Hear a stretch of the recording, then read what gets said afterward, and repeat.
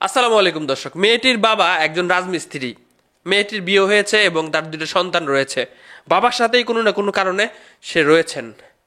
সেই বাসাতে একজনের যাতায়াত ছিল এই ব্যক্তিটার বয়স 30 বছর।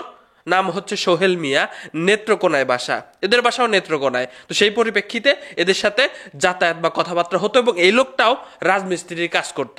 তাই মেয়েটার বাবার সাথে তার ভালো একটা পরিচয় আছে, ভালো একটা খাতির আছে এবং যখন তখন এই সোহেল মিয়া এই মেয়েটার বাসায় বা তাদের বাসায় চলে আসতো।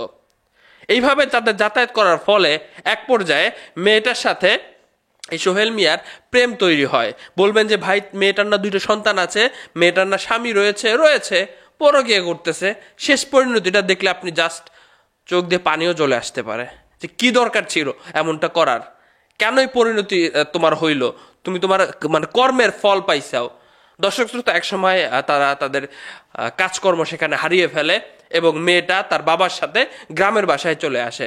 সোহেল মিয়া তবুও তার পিছ ছাড়ে নাই। মাঝে মধ্যেই তার যেহেতু কলিগ ছিল, একই কাজ করত, সেই বাহানায় ওই মেয়েটার বাসায় যাইতো এবং মেয়েটার কানে কুমন্ত্রণা দিয়েছে যে তুমি তোমার স্বামীকে ডিভোর্স দিয়ে দাও, এরপরে আমি তোমাকে বিয়ে করব। এমন কথা শুনে মেয়েটা তার স্বামীর সাথে ঝগড়া করে ডিভোর্স দিয়ে দিয়েছে। তার কিন্তু দুটো সন্তান রয়েছে, আবারও বলতেছি। এর মাঝে তারা যখনই বাসা ফাঁকা থাকে, মেয়েটা সোহেল মিয়ারে ডাইকা নিয়ে আসে, তারা একসাথে মজা মাস্তি করে।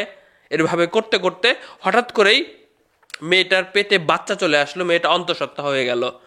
প্রথমে কয়েক মাস তো বুঝবে না, আপনারা ভালো মতোই বুঝতে পারতেছেন। যখন মেয়েটা বুঝলো যে হ্যাঁ, সে তার অন্তঃসত্ত্বা হয়ে গেছে এবং এই বাচ্চার বাবা সোহেল মিয়া, তখন সোহেল মিয়ারে বলল, এখন তুমি আমারে বিয়ে করো। সোহেল মিয়া বাস একদম না করে দিল যে না, আমি তোমাকে বিয়ে করতে পারবো না, এখন তুমি এই বাচ্চাটা শেষ করে ফেলো। সোহেল মিয়ার এই কথা শুনবে না সুফিয়া, শুনবে না। সোহেল মিয়া এদিকে বৈশা নাই। সোহেল মিয়া একদিন ক্ষিপ্ত হয়ে সুফিয়ার বাসা, কেউ ছিল না তখন, সেখানে গেছে। যাওয়ার পরে সুফিয়ার পেটে জোরে আঘাত করেছে, বলতে পারেন যে পা দিয়ে আঘাত করেছে এবং সে চাইছিল যে এখানে গর্ভপাত হয়ে যাক বা এমন কিছু একটা হয়ে যাক। তো সেটাই হয়েছে। তাকে হাসপাতালে নিয়ে যাওয়ার পরে 5 মাস বয়স হয়ে গিয়েছিল সেই সন্তানটা মানে শেষ হয়ে গেছে। দীর্ঘদিন হাসপাতালে থাকা অবস্থায় ওই মেয়েটাও এই দুনিয়া ছেড়ে চলে গেছেন। তাকেও কিন্তু আর শেষ রক্ষা করা যায় নাই। দর্শক শ্রোতা, কি বলবেন? এরপরে সে পলাতক হয়ে গেছিল সোহেল মিয়া। এই সোহেল মিয়া ভালো ছিল না। তার পূর্বের স্ত্রীর সাথে বনিবনা হয় নাই। সেই স্ত্রী তার যৌতুক মামলা দিয়েছে, সেই মামলায় 2 মাস কারাগারে ছিল এবং তার বিরুদ্ধে অনেক ধরনের মামলা রয়েছে। মানুষ এত ভুল করে। সে পলাতক ছিল। আমরা 2 দিন যাবৎ নিউজে দেখতেছি এই সোহেল মিয়াকে গ্রেপ্তার করা হয়েছে। সর্বোচ্চ সাজা নিশ্চিত করা হোক। আর মেয়েরা আপামনিরা এখান থেকে শিক্ষা গ্রহণ করেন।